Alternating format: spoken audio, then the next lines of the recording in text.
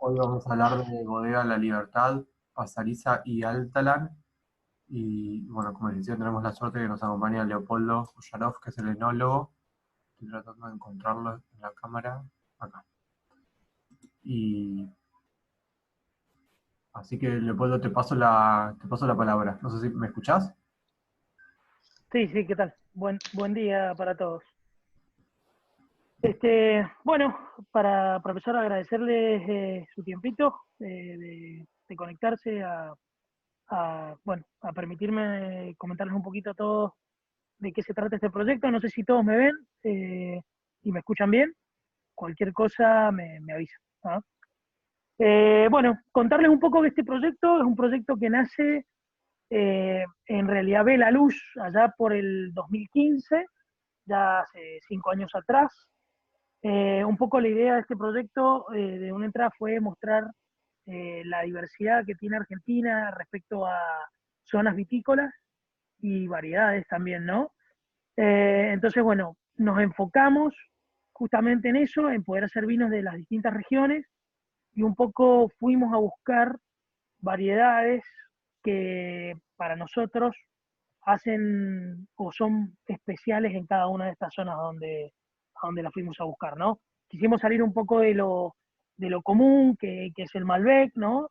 Eh, que es lo que nos representa, la cepa que nos representa en Argentina en el mundo, para justamente enfocarnos en por ahí otras variedades que si bien son muy conocidas mundialmente, por ahí Argentina no es un gran referente, y bueno, querer mostrar un poco a donde vemos nosotros que hay un potencial para esto. Entonces, un poco esa fue nuestra idea, fuimos a cada una de estas regiones, eh, empezamos a elaborar vinos. Como les dije, este proyecto ve la luz allá por el 2015, pero en realidad los vinos o vinos de estas regiones y de estas variedades veníamos haciendo pequeñas microvinificaciones y todo hace un tiempo atrás, cuando nos terminamos de decidir por hacer cada uno de ellos, ¿no? Y bueno, y arrancamos, yo digo, bueno, arranco siempre por orden de norte a sur, arrancamos por Salta, por este, arrancamos y la región de Cafayate, digamos, los valles calchaquíes, con el torrontés y el cabernet sauvignon, que, digamos, son dos variedades muy importantes en esa zona, sobre todo el torrontés. Hoy el cabernet sauvignon, si bien tiene un renombre para todos los que estamos en el mundo del vino, los cabernets salteños, por ahí es una variedad que en esa zona está viviendo un retroceso, digamos, se están arrancando hectáreas de cabernet, se están cambiando por ahí por hectáreas de Malbec. Y bueno, nosotros queremos o pensamos que el Cabernet salteño tiene un potencial altísimo y queremos rescatar un poco eso. Para este proyecto trabajamos, digamos, con viñedos de diversos productores, pequeños productores, que, bueno, los fuimos seleccionando y tuvimos la suerte de poder elaborarlo por varios años, donde, bueno, encontramos cierto potencial. Contarles un poco que los torrontés, digamos, donde nosotros eh, nos situamos, donde sacamos la uva, es de la zona de Tolombón, que es un pequeño pueblito a unos 15 o 20 kilómetros al sur del pueblo de la ciudad de Cafayate, ¿no? En esa región hay varios parrales bastante antiguos, los parrales que utilizamos para nuestro torrontés son parrales que tienen más de 20 años de edad, eh, digamos, son viejos y no tan viejos, porque bueno, ha habido con el transcurso del tiempo un recambio de los viñedos de la zona, para más que nada mantener el estado, digamos, productivo, e ir arrancando los viñedos que ya estaban afectados por muchas enfermedades y demás. Y en esa renovación, digamos, hemos encontrado estos viñedos que tienen material muy antiguo, originario de la zona, digamos, ¿no? Que se ha ido reproduciendo. Y bueno, ahí elegimos nuestro torrontés. Un poco Leopoldo, la característica. ¿puede Sí. ser que estés sin cámara? O sea, no sé, yo no te veo. Mira, a ver, lo reinicio. Dame un minuto. A ver. Y aprovecho ya que lo interrumpí Leopoldo para, como pedimos siempre, que todos se identifiquen con el nombre y apellido, por favor, no sé, yo no. Eh, Sí, bueno, no sí. sé si no me ves. A ver la cámara, che. No, ¿no me ven? Me A ver. desconecto y me vuelvo a conectar, si te parece, no sé. A ver si hay. Leopoldo, ¿Ahí? Ahí está, ahora ahora sí, sí. sí, se veía una Bien, foto nada más. Ahí está, perfecto. bien. Gracias. Bueno. Eh, no sé, ¿era eso nada más? ¿O tiene Sí, alguien una era para duda? poder seguirte, para seguir ahí, para verte más fácil. Dale. Gracias. Bueno, como les decía, digamos, el torrontés entonces lo sacamos de la zona de Tolombón, de parrales de unos 20 o 25 años de antigüedad. Un poco para los que no saben, digamos, eh, en Salta sobre todo, ¿no? Pero en general el torrontés es una variedad en la cual el sistema de conducción de parral, que es donde, digamos, para el que no sabe, nunca lo ha visto, en el parral nosotros tenemos, digamos, todo el follaje, todas las hojas en la parte de arriba y los racimos de uva cuelgan hacia abajo, ¿no? Y ese sistema es muy importante para la producción de torrontés porque justamente la canopia, las hojas, hacen de una barrera natural al sol. Y en el caso del torrontés es muy importante evitar que los racimos reciban sol directo, porque al recibir sol directo sufre una oxidación natural, ¿no? La uva, y también genera compuestos por ahí que organolépticamente son desagradables. Entonces, justamente el parral es un sistema ideal para la producción de una variedad como el torrontés. Además de que por el tipo de racimo que tiene, que es un racimo grande, de granos muy apretados, eh, ante condiciones de humedad y lluvia, también puede sufrir el ataque de enfermedades, de hongos y demás. El parral permite una muy buena ventilación, una circulación de aire natural que justamente ayuda a evitar esos ataques de enfermedades. Entonces, bueno, eh, justamente el torrontés viene de hace muchos años cultivándose de esa forma. Nosotros, el torrontés, digamos, que utilizamos para estos vinos, sigue un poco esos lineamientos. Un poco lo distinto o lo particular que nosotros venimos trabajando con el torrontés para nuestras líneas es que empezamos a diferenciarnos en lo que respecta a los tiempos de cosecha, ¿no? Eh, si, digamos, creo que todo el mundo debe haber probado los típicos torrontés salteños de hace algunos años atrás, siempre se han caracterizado por ser vinos, ¿no? Muy pesados, diría yo, con, con una acidez relativamente baja, muy aromáticos, ¿no? Pero por ahí vinos blancos que en la copa, lo digo, avasallan, tienen mucha fuerza. Bueno, nosotros un poco, la idea de hacer vinos de, yo digo, como de clase mundial, ¿no? Que sean vinos a la altura de los vinos del mundo hoy, buscamos empezar a cosechar nuestros torrontés cada vez más temprano. Y hoy en día yo hago la cosecha de torrontés en al menos 3 pasadas, ¿no? Cosecho una primer parte muy temprano, eh, muy temprano para Salta, imagínense que estoy hablando de los primeros días de febrero, ¿sí? Con vinos que tienen un potencial de alcohol de 10, 11 grados, ¿sí? Podría ser pensado casi para base fumante, pero bueno, justamente yo busco en ese torrontés mucha acidez, mucha frescura, muchos aromas a hierba, a algo vegetal, a flores, y después hago otras 2 cosechas un poco más tarde, más cerca de la época normal del torrontés. Para que ustedes se den una idea, la fecha típica de cosecha de torrontés en Salta está siempre entre finales de febrero y primeros días de marzo. Entonces, bueno, yo hago esa primer cosecha los primeros días de febrero, que dependiendo de la añada, varía, digamos, en cantidad, pero no baja nunca del 30 o hasta el 40%, focalizando mucho en eso, en las buenas ideas, en la frescura. Después hago una cosecha más cerca de finales de febrero, con una maduración un poco más plena, donde el torrontés empieza a mostrar mucho esos aromas exóticos a maracuyá, ¿no? Esa intensidad aromática muy interesante. Y después siempre me dejo un poquito de uva de torrontés, que la cosecho más bien mediados de marzo, o para la segunda quincena de marzo, donde ya busco ahí una maduración muy grande de la uva, ya busco algunas notas a miel, ¿no? Y bueno, un contenido alcohólico un poco más alto que me sirve a mí para balancear. En ese componente busco una buena media boca, son vinos que son muy interesantes desde el punto de vista de la boca, tienen mucha estructura, tienen mucho peso en boca, ¿no? Entonces, bueno, justamente el cosechar y fermentar cada uno de esos vinos por separado, después me permite a mí jugar en el corte final y elegir un vino que yo llamo que tiene un poco de todo, muy enfocado en la frescura, pero con los aromas típicos de torrontés, con el peso de boca que tiene que tener un torrontés. Eso es un poco la historia con el torrontés. Para el torrontés, a mí no me gusta, he probado, pero realmente no me convence el añejamiento en roble. Pienso que el torrontés es un vino que con el roble no se lleva muy bien. Entonces no hago nada de añejamiento en roble, con mi crianza en roble de mi torrontés. Lo mantengo siempre en vasijas de acero inoxidable o piletas de hormigón. Y tampoco hago fermentaciones malolácticas, un poco para mantener esa frescura natural, digamos que en el caso de hacer una fermentación maloláctica, perdería un poco justamente todas esas notas frescas y esa acidez un poco más vibrante, ¿no?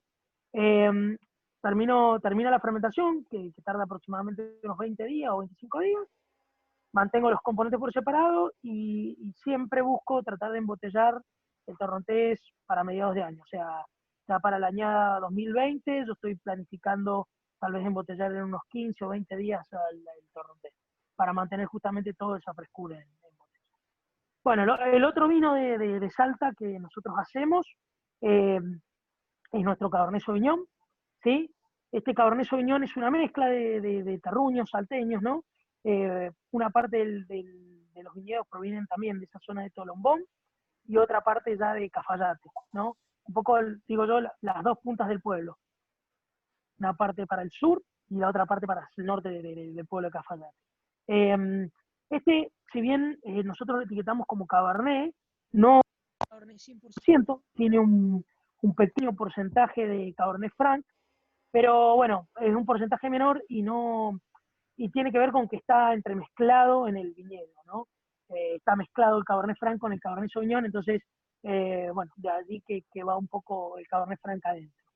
Y el Cabernet Franc, el Cabernet Sauvignon nuestro, salteño, yo digo que busco en este vino en particular un poco mantener el estilo salteño, digamos, donde hay unas notas piracínicas un poco más marcadas, ¿no?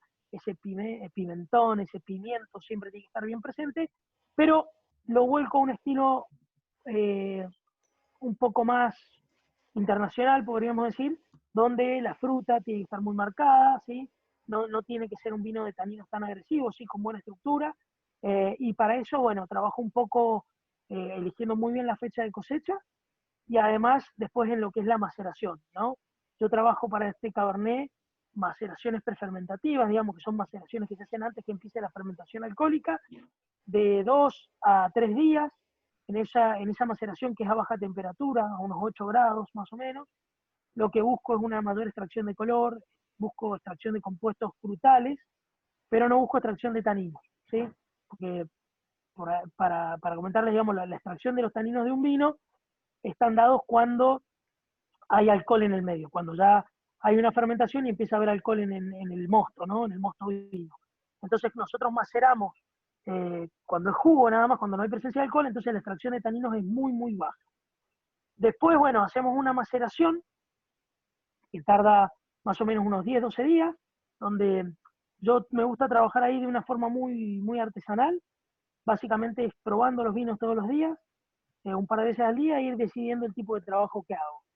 En el caso del Cabernet, como estoy muy enfocado justamente en no sobreextraer taninos y todo, hago trabajos relativamente o bastante suaves, hago un par del stage durante el primero o segundo día de la fermentación, y después ya hago trabajos muy suaves que tienen que ver más con pisoneos, que es hundir las pieles del sombrero que se forma arriba del tanque, hundirlo para que tenga contacto con el mosto vino, ¿no? Mucho pisoneo y algo de remontajes, que básicamente sacamos un poco de jugo de la parte de abajo y lo bombeamos hacia arriba para que, bueno, también tenga contacto el goce de mosto con las pieles y extraigamos un poco de tanino, los aromas frutales, especiados y demás. Después de la fermentación de la uva, digamos, mantengo, dependiendo un poco el año, entre a veces alguna parte de estos vinos en contacto con las pieles, pero por poco tiempo, unos 4 o 5 días, justamente por el tema de extracción de taninos. O sea, quiero lograr un vino con buena estructura, pero no quiero extraer demasiados taninos. En el caso del Cabernet Sauvignon, es típico, digamos, son vinos que naturalmente, es una cepa que naturalmente tiene mucha concentración de taninos, tiene mucha fuerza, y son taninos, bastante más duros y digamos que en la boca se persisten mucho, se sienten mucho más que en el caso de un Malbec. Entonces, bueno, probamos, degustamos ahí y de ahí separamos el vino ya de las pieles y ahí vamos a lo que es la crianza en barrica. Yo para este Cabernet trabajo con roble francés 100%, trabajo más o menos el 20 o el 25% del vino va a crianza en barrica, ahí uso una parte en roble nuevo y una muy buena parte, la mayoría es roble de segundo y tercer uso. Esto tiene que ver mucho con balancear, ¿no? La presencia de las notas y la estructura que nos da la madera con la del vino. A mí me gusta que en todos nuestros vinos la uva sea la protagonista, y entonces si por ahí trabajo con demasiada madera nueva, opaco un poco ese perfil, y para mí pierde un poco el sentido esto de que buscamos de mostrar los vinos de cada una de las regiones. Entonces por eso trabajo con la mayoría del roble de segundo y tercer uso, donde el aporte de la barrica va a tener que ver más con la estructura, ¿no? Con los taninos, con la polimerización natural que se produce de los taninos del vino dentro de una barrica. Entonces, bueno, va a ganar en redondez, va a ganar en estructura, pero no voy a tener tanto aporte de lo que es los aromas a madera, los aromas del tostado, que del chocolate, de ese tipo de aromas que me entrega naturalmente la barrica. La crianza está en roble, está, para el caso del Cabernet, dura entre 9 a 12 meses, eso, digamos, yo no manejo nunca tiempos exactos, porque bueno, cada vino, si hay algo que he aprendido en todos estos años, es que cada vino es un mundo distinto, entonces bueno, va a depender mucho de la añada, a veces hay añadas con mayores concentraciones que necesitan un poco más de tiempo de añejamiento, y hay añadas por ahí con un poco menos de concentración por condiciones naturales, ¿no? Que bueno, va a requerir que por ahí el tiempo de añejamiento sea un poco menor. Por eso yo siempre me muevo en rangos, entre 9 a 12 meses es la crianza del Cabernet en roble, y bueno, recién ahí después lo embotellamos. No les conté, digamos, pero bueno, un poco esto de que les decía en cuanto a sistemas de conducción, nuestros Cabernet son espalderos, ¿no? Son espalderos que tienen más o menos también 25, 30 años, algunos son de los primeros espalderos, digamos, de esta nueva ola de nueva ola de la viticultura en el NOA argentino, digamos, que se plantaron, son bastante viejos, con materiales un poco diversos, y bueno, y entre ellos están mezclados ahí los que les decía, el Cabernet Franc, que hoy en día ya tiene un nombre propio, pero en esa época, digamos, era parte de lo que comúnmente se llamaba un Cabernet Sauvignon. El porcentaje de Cabernet Franc es entre un 3 a un 5%, y eso depende un poco, digamos, justamente porque hay años que producen un poco más las plantas de Cabernet Franc o no, pero bueno, nosotros lo cofermentamos, digamos, lo cosechamos en el mismo momento que el Cabernet Sauvignon de ese lote, y bueno, se fermenta mezclado. A ver, un poco lo que a mí siempre me llamó la atención de los Cabernet de Salta, un poco en diferencia a lo que pueden ser los Cabernet Mendoza, es justamente bien el perfil, ¿no? Que tienen en el norte. Nos da, digamos, vinos que siempre, yo digo que, que tienen digamos, una expresión muy particular. Para mí los Cabernet salteños tienen mucha expresión de esa piracina, de ese pimiento, que por ahí acostumbrado a lo que hacemos en Mendoza, eh, estamos más volcados a un Cabernet más frutal, ¿no? Bueno, un poco eso es lo que siempre me gustó de esos Cabernet, y bueno, es un poco lo que buscamos destacar. Por ahí, yo no lo he comentado, pero sí, seguramente debe ser una duda que tienen varios, porque yo siempre por ahí, perdón, me enfoco más en el vino, en los viñedos. Siempre me preguntan un poco cuál es la diferencia entre Pasariza y Altalán, ¿no? Eh, Fundamentalmente, digamos, las uvas provienen comparten, no siempre es el 100% el mismo viñedo, pero comparten buena parte de los viñedos, ¿no? Piensen que estos son viñedos muy pequeños, de productores pequeños de cada una de las zonas, entonces no es que hay una gran cantidad, no hacemos un gran volumen de cada uno de estos vinos, pero la principal diferencia por ahí que tienen entre estas dos líneas es lo que tiene que ver con el tema del contacto en madera. ¿Sí? Para el caso de Pasariza, buscamos contactos de madera un poco más cortos, ¿sí? Entonces, siempre, por ejemplo, en el caso de Cabernet, de Pasariza, voy a estar más cerca de los 9 meses, puede ser un poquito menos, pero más cerca de los 9. En cambio, en el caso de Altalán, voy a estar más cerca de los 12. ¿Mm? Esa es la principal diferencia, si bien para cada uno de los cortes por ahí puede entrar un poquito más de un viñedo o no. Eh, Eso es muy particular, depende de la añada, y no es algo donde yo busque focalizarme, porque justamente me gusta tener esa libertad de que la uva de un productor puede entrar a uno o al otro vino sin ninguna limitación al respecto. Pero bueno, la fundamental diferencia entre esos dos vinos es esto. Bueno, después si seguimos, si les parece, les hablo un poquito de cada uno de los vinos, lo hago un poquito más rápido, y después al final me hacen todas las preguntas que quieran y yo les voy respondiendo todo lo que esté a mi alcance. Después vamos a La Rioja. Ahí en La Rioja nos situamos por ahí en una zona no muy conocida, son en pequeños valles de altura, ¿sí? En lo que son, digamos, a las orillas de las sierras del Paimán, son pequeños valles en la zona de Famatina, en el valle de Chañarmullo, son valles muy, muy pequeñitos, eh, donde, bueno, decidimos ir por el Syrah, porque por ahí es un dato que la gente no conoce, pero el Syrah está muy difundido en La Rioja. ¿Sí? Si bien hoy en día La Rioja por ahí no es una zona que tenga grandes vinos exponentes, son muy pocas las bodegas que hacen por ahí vinos de muy alta calidad en esa región. Es una zona muy importante para la viticultura, es la tercera región, digamos, en importancia, después de Mendoza y San Juan. Eh, pero bueno, están muy focalizados por ahí, hacen mucho torrontés, digamos, por ahí un poco más económicos, con menor expresión o menor potencial, pero hay muchas otras variedades de tinta plantada, entre las cuales destaca mucho el Syrah. O sea, el Malbec es la principal plantada, pero después le sigue el Syrah en La Rioja. Entonces, un poco vinificando, vimos que la verdad que era muy interesante, y sobre todo cuando te vas a esos pequeños valles de altura, estamos hablando de valles que están entre los 1500, 1700 metros de altura, digamos, son de muy alta elevación, son pequeños valles donde hay muy pocos viñedos, y bueno, entre ellos, la verdad que el Syrah de esa región nos gustó mucho. A mí particularmente me gusta mucho el potencial de ese Syrah, la expresión de fruta azul, algo de especias, pero fundamentalmente mucha concentración de fruta que tiene ahí el vino, y decidimos hacer un vino de esa zona, ¿no? Eh, bueno, quisimos ir por el Syrah, eh, para justamente mostrar algo totalmente distinto y de esa zona.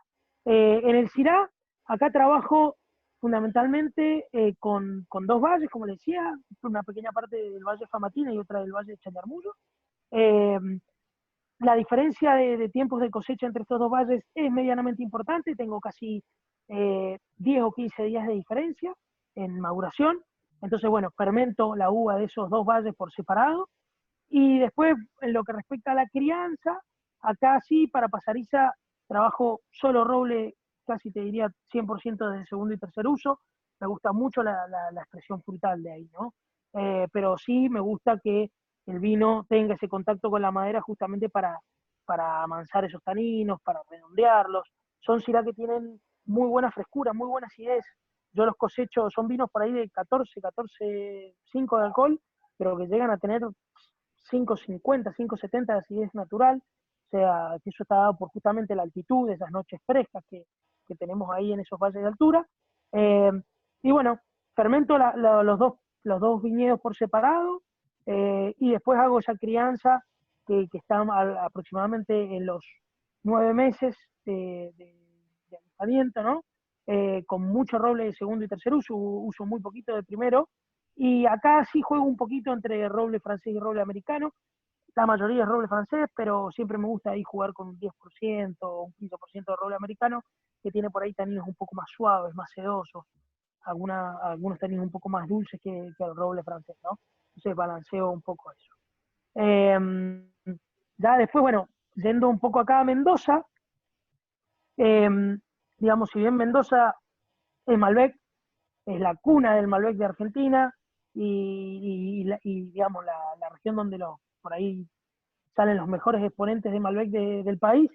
Justamente la idea en este proyecto fue focalizarnos, por ahí, como les decía, en regiones y en variedades no tan, digamos, fuera de lo común, que si bien son variedades difundidas, pero salirnos del Malbec de cada una de las regiones. Entonces en Mendoza no quisimos hacer un Malbec, si bien era la variedad a hacer, decidimos hacer un corte, un blend, lo que nosotros llamamos un tinto histórico.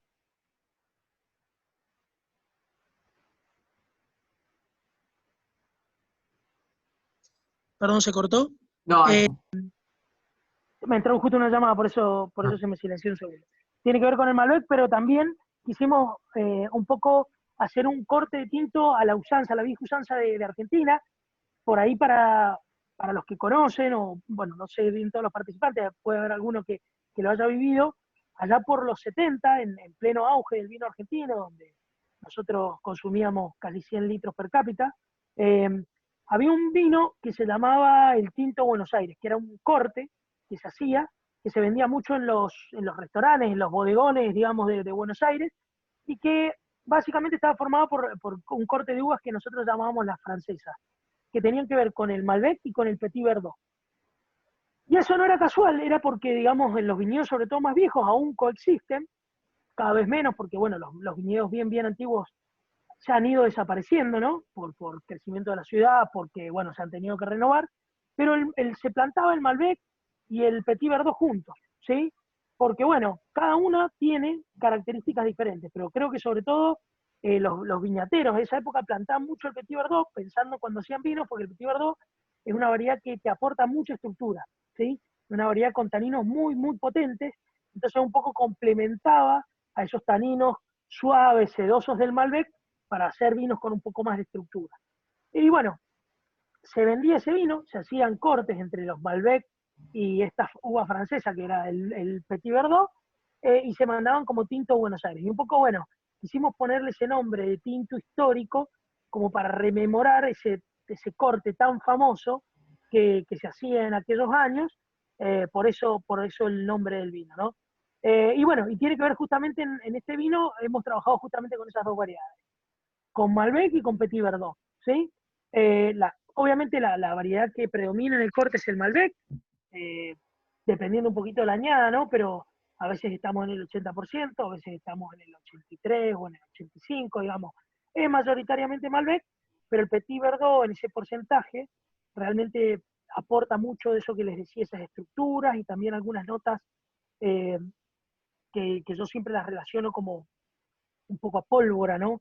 Un especiado ahí, a pimienta blanca, ese tipo de aromas que realmente hacen un corte del vino muy interesante.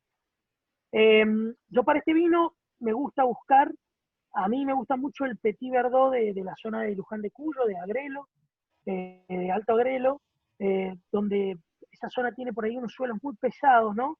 Con mucho contenido de arcilla, que hace que naturalmente todos los vinos que provengan de ahí es una zona bastante fría, tengan una estructura muy interesante, ¿no? Y bueno, y más en un Petit Verdot. El Petit Verdot como que realza esa fuerza, esos taninos bien poderosos que hacen que justamente le den el corte, eso que para mí es tan importante. Después lo que es el Malbec, sí, me gusta trabajar con un poco también de la zona de Agrelo, pero la mayoría viene de Valle de Uco, ¿sí? A mí me gusta mucho lo que es la zona de la Consulta, saco bastante uva de ahí, también un poquito de lo que es Vistaflores, ¿no? Son zonas también bastante tradicionales para lo que es el Valle de Uco, con vinos muy complejos, con taninos muy redondos, mucha presencia de fruta, bueno, balanceo un poco eso con el Petit Verdot. Y acá, bueno, lo que respecta a la crianza, sí, trabajo con roble francés, 100%, así que, bueno, es un poco lo que yo estoy trabajando justamente para este vino. Eh, bueno, y ya finalmente, digamos, nos vamos un poco más al sur, y bueno, ahí nos fuimos a Patagonia, una zona que si bien, digamos, tiene ya renombre por sí solo, para el vino realmente es una zona súper interesante, que por ahí es un poco la zona más nueva, podríamos decirle, para la viticultura. Si piensan, digamos, la viticultura argentina, tiene que ver también con la inmigración, digamos, cómo nos fuimos, cómo fueron llegando los inmigrantes europeos a nuestro país, y arrancó por el norte, o sea, las zonas del norte son las zonas más viejas para la viticultura, por lejos, digamos, ahí están los primeros registros de vides plantadas y demás. Y la Patagonia un poco fue la última zona en desarrollarse. Creo que hoy está en pleno desarrollo, buscando justamente, digamos, es una zona tan grande y tan diversa, buscando justamente la viticultura en distintos valles. Pero bueno, todavía por superficie es muy pequeña, es la más chica de todas las zonas vitícolas. Y bueno, tienen la mayor preponderancia, la tienen básicamente dos zonas, que es lo que es el valle, el alto valle del Río Negro, ¿no? Y lo que es la zona más nueva, lo que es San Patricio del Chañar, ¿no? Bueno, y ahí justamente quisimos trabajar con dos variedades que son muy importantes, que pienso yo son las dos variedades con mayor potencial justamente porque se adaptan muy bien al clima. Patagonia, digamos, tiene la característica de que es una zona fría, no tanto por altitud, sino más bien por latitud, entonces los ciclos vegetativos, los veranos son relativamente cortos. Acá la altura de los viñedos no es muy grande, piensen que estamos hablando de viñedos que están entre los 400 a los 500 metros de altura sobre el nivel del mar. O sea, son relativamente bajos, pero bueno, ahí la influencia de la latitud bien sur y la presencia de los aires polares, digamos, que sufre esa región, hace que los veranos sean relativamente cortos. Entonces, pienso yo que el Pinot y el Merlot son dos variedades que tienen mucho potencial, ¿sí? Eh, por eso decidimos trabajar con esas dos variedades. Para las dos variedades, un poco mi idea siempre fue, como en todos los vinos, vinificar zonas distintas o terruños distintos. Entonces, bueno, justamente, eh, básicamente estoy buscando uvas de las dos regiones, estas dos regiones más importantes. Eh, Particularmente me agradan mucho las uvas y los vinos que salen de la zona del Alto Valle de Río Negro. En un comienzo, en estos vinos, los que han tenido la posibilidad de probar las distintas añadas, ¿no? Eh, bueno, había mayor preponderancia por ahí en la zona de San Patricio, eh, pero ya en las últimas añadas me estoy buscando más a las uvas del Alto Valle de Río Negro. Si bien San Patricio me parece muy interesante, sobre todo por ahí en los Pinot, da Pinot Noir con mucho color, da Pinot Noir con mucha estructura, mucha fruta. Me pasa que a veces probás Pinot Noir de ahí y no parecen Pinot, digamos, tienen el color casi que de un Malbec, ¿no? Algo un poco extraño, pero bueno, son muy interesantes justamente para jugar, para cortar, ¿no? En el Alto Valle hay, digo yo, una mayor elegancia, hay una mayor delicadeza, una mayor frescura de los vinos en general. Entonces, bueno, me gusta armar un blend de estos terruños. En el caso del Pinot Noir, lo trabajo, toda la fermentación la hago en pequeños tanques y en barricas. Fermento el vino en barricas viejas, ¿no? Barricas de tercero o cuarto uso. Justamente para poder trabajarlos muy suave. Acá en el caso del Pinot, trabajo el 100% del Pinot con pisoneos. Justamente el Pinot Noir, eh, yo digo que es la variedad la que es la pesadilla para los enólogos, ¿no? Es la variedad más difícil de trabajar, eh, por muchas cosas. El punto de cosecha es muy importante, pero más en la vinificación, digamos, te pasa que estás permanentemente con el desafío que querés extraer un poco más porque sentís que al vino le falta, digamos, por ahí cuando lo probás durante la fermentación decís, me falta aroma, me falta color, me falta estructura, pero cuando empezás a extraer más empiezan a aparecer taninos que son taninos muy fuertes, digamos, pese a lo que cualquiera podría pensar, el Pinot es una variedad de muy poco color, pero con muchísima estructura, entonces hay que lograr un muy buen equilibrio en eso. Entonces, bueno, internamente siempre estás en el debate que si extraes un poco más, si lo trabajas un poco más o no lo trabajas un poco más. Eh, Todos los años son un desafío, creo que particularmente a mí, yo llevo haciendo vino de hace 16 años, eh, pero el Pinot Noir creo que me van a faltar por lo menos otros 16 años más para creo, terminar de entenderlo y de aprenderlo. Todos los años es un desafío, pero bueno, lo manejamos así. Eh, este último año, para la 2020, va a ser el primer año que lo elaboramos ya y lo vamos a probar. Me quise jugar un poco más por esto que les contaba y elaboré una parte como, podríamos decir, como blanco. O sea, recibí la uva en la bodega, la prensé directamente con los escobajos, todo, y fermenté ese jugo solo, en blanco. El vino que terminó resultante es casi un blanco, digamos, un rosado muy, muy suave, pero con una presencia aromática súper, súper interesante, muy floral, muy frutal, muy delicado, que para mí va a ser un componente súper interesante ahora cuando termine de cranear el corte 2020, le va a aportar mucho de frescura, mucho de fruta, y el resto lo elaboré como les conté, con esto, fermentando en barriles usados,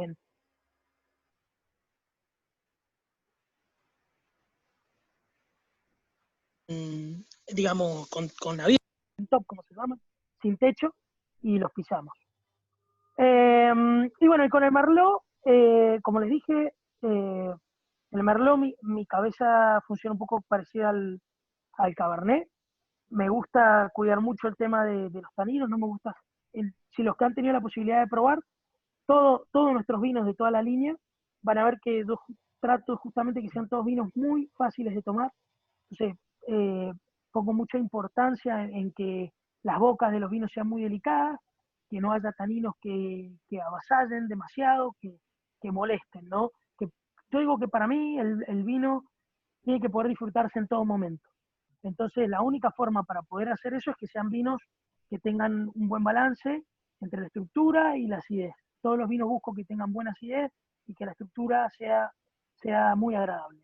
En el Merlot pongo mucho hincapié en eso, trabajo parecido a lo que es el Cabernet, o sea, hago una maceración prefermentativa para extraer mucho más color, y después durante la fermentación hago un trabajo muy suave para justamente no sacar esos taninos que el Merlot a veces muestra. En el caso del Merlot y el Pinot, el roble que utilizo es 100% francés. Eh, Creo que tiene que ver un poco con cómo se llevan las dos cepas. En el caso del Pinot trabajo 100% con barrica de segundo y tercer uso. No me gusta meter roble nuevo para los Pinot. Y en el caso del Merlot sí, ahí juego un poquito de barrica de primer uso, un 10, un 15%, y el resto es de segundo y tercero. Bueno, ese es más o menos el panorama general. No sé si tienen preguntas, que quisieran saber un poco más de los vinos.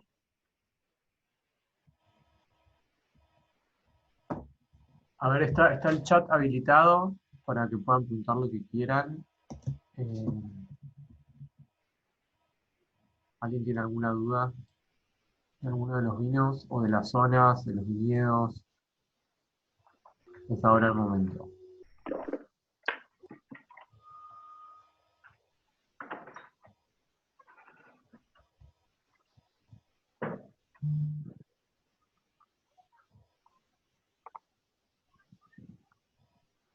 Ahí, bueno, respondiendo a la pregunta de Federico, ¿no?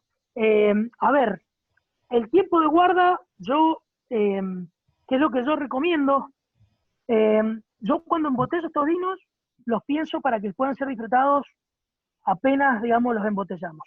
En el caso del torrontés, te diría que sin duda, a mí particularmente, y es un gusto mío, me gustan los torrontés frescos. Yo cuando elaboro el torrontés,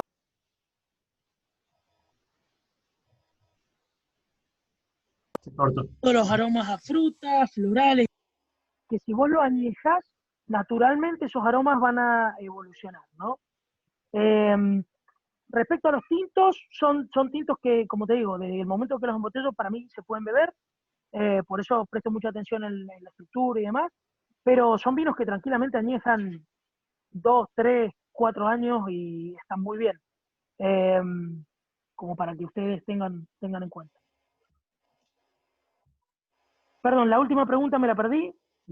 Hay uno que dice cosecha 2020 del Pinot vinificado como blanco, que comentabas recién, si es para ambas líneas, para Pastoriza y para Altamira. Bueno, aún no lo sé cuando termine de armar los cortes, pero mi idea es que creo que sí. Eh, la verdad que, digamos, el volumen que elaboramos fue pequeño. Pienso, por ejemplo, para esos Pinot, que yo los fermenté en blanco, eh, hecho, bueno, van a ser 1000 litros. Tendré que ver a dónde terminan yendo. Pero vamos a ver. Es muy pronto para saber todavía. Después dice, la crianza al tinto histórico, ¿de cuántos meses es? O sea, cuánto tiempo pasa por barrica y si las barricas son de segundo y tercer uso para el Malbec Petit Verdot. Mira, en el tinto histórico es como el rango que muevo es más o menos parecido, entre 9 a 12. En el caso del tinto histórico es siempre, generalmente, termino decidiendo sacarlo de barrica más cerca de los 9 meses. Eso tiene que ver para mí, ¿no? Como lo veo yo, con el Malbec. No me gusta que el Malbec pierda toda esa frescura y esa fruta que tiene eh, por sobre, digamos, la influencia de la madera. Eh, para el tinto histórico uso roble francés, aproximadamente el 15% es de primer uso y el resto de segundo y tercero. Difícil, Fede. Me preguntaba cuál era el añade que prefería. A ver, lo bueno que tiene esta línea, creo yo, ¿no? Digamos, es que al ser vinos de distintas zonas, cada añada es muy particular. Si vos me preguntás, por ejemplo, a mí, bueno, en el caso del Torrontés, la 2019 me encantó. 2019 en Salta fue una muy linda añada, fue un año seco, con primavera fresca, o sea, ideal para la madurez del Torrontés. En el caso del Cabernet, bueno, la 2020 todavía es muy, muy pronto para saber, pero por ejemplo la 2018 me gustó mucho. El Syrah, diría que la 2019 también ha sido una muy buena añada. El tinto histórico, bueno, el 16 fue hermoso, de hecho con eso ganamos, con ese vino ganamos un trophy en el Argentina Wines Award, con la añada 2016. Eh, Así que, bueno, la 2016 fue una añada, todos ustedes que están en el mundo del vino saben que los vinos argentinos en el 2016 han cosechado premios internacionales en todo el mundo, en distintos críticos, ¿no? Eh, no escapó un poco eso. Creo que la 2020 es muy prometedora para todos los que son los Malbec de Mendoza. Veo muchísimo potencial. Y respecto a lo que es Pinot y Merlot, eh, con esta nueva idea del Pinot, yo le tengo mucha fe a la 2020. Estoy muy ansioso, con mucha expectativa. Creo que la 2020 va a ser muy, muy linda para el Pinot que vamos a hacer este año. Y todos, esto me parece que no lo aclaraste, todos se vinifican la región donde se cosechan, ¿no? O sea, que la uva. Correcto. Sí, sí, perdón, no la aclaré. Todos se vinifican en la zona donde digamos, están los viñedos, y esto tiene que ver mucho con mantener la calidad. Eh, por ejemplo, bueno, no quise entrar tanto en detalle, pero ya que me hace la pregunta, por ejemplo, en el caso del torrontés, en todas las uvas blancas, ¿no? Es muy importante evitar la oxidación de todos los compuestos aromáticos que tiene la uva, ¿no? En el torrontés, imagínense que es súper importante porque el torrontés es una variedad que se caracteriza por los aromas. Nosotros buscamos justamente de esos viñedos que no transcurren más desde que los cosechamos hasta que prensamos la uva, no transcurre más de una hora. El viñedo está a 15 minutos de la bodega, eh, la cosecha se hace a mano y, ¿cómo se llama? Digamos, la gente arranca a cosechar muy, muy temprano, a las 6 de la mañana ya están cosechando y a las 11 ya estamos parando, ya después empieza a hacer mucho calor en esa zona, para los que han ido a Salta saben de lo que les hablo. Eh, y bueno, ya con tanto calor, justamente las oxidaciones son mucho más rápidas, entonces justamente preferimos no cosechar. Y inmediatamente, apenas cosechamos, metemos la uva dentro de la bodega, en el caso del blanco prensamos, en el caso de los tintos los metemos a los tanques. Bueno, justamente tiene mucho que ver con eso.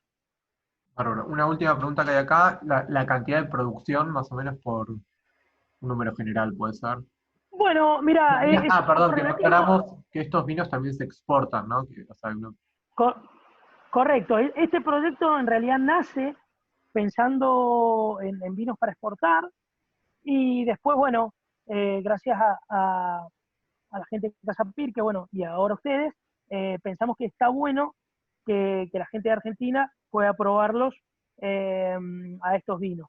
Eh, Mira, varía un poco, son volúmenes relativamente pequeños, por ejemplo, Pinot Noir, la 2019, eh, hemos embotellado unas 30.000 botellas, un poquito más de Pasariza que de Altalán. En Merlot unas 10.000 botellas. Por ahí el que más volumen lleva es el tinto histórico. que hemos embotellado unas 35.000, 40.000 botellas. Eso estoy hablando para todo el mundo, ¿no? Después Torrontés también es muy chico, unas 10.000 botellas.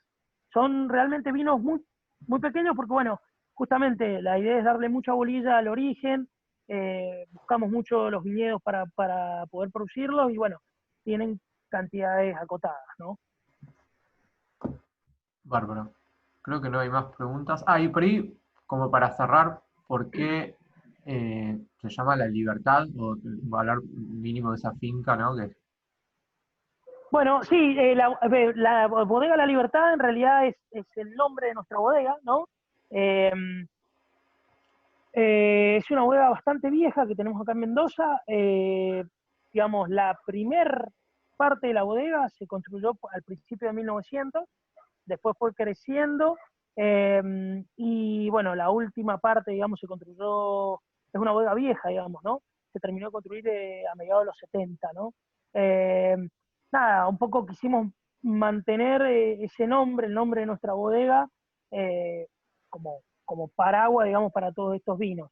El nombre de los vinos, para que por ahí le tiene alguna duda, tiene que ver, digamos, en el caso de Pasariza, jugamos con un poco hicimos un juego con el nombre de las regiones, Pa de Patagonia, Sa de Salta, Iriza tiene que ver algo con lo de La Rioja. Quisimos hacer un nombre corto, pero que tuviera algo que ver con todas. Y en el caso de Altalán, tiene que ver un poco con altitud y tierra, altitud. Nosotros en Argentina no, porque todos lo conocemos, pero justamente tratamos de transmitir un poco la historia de cada una de las regiones, ¿no?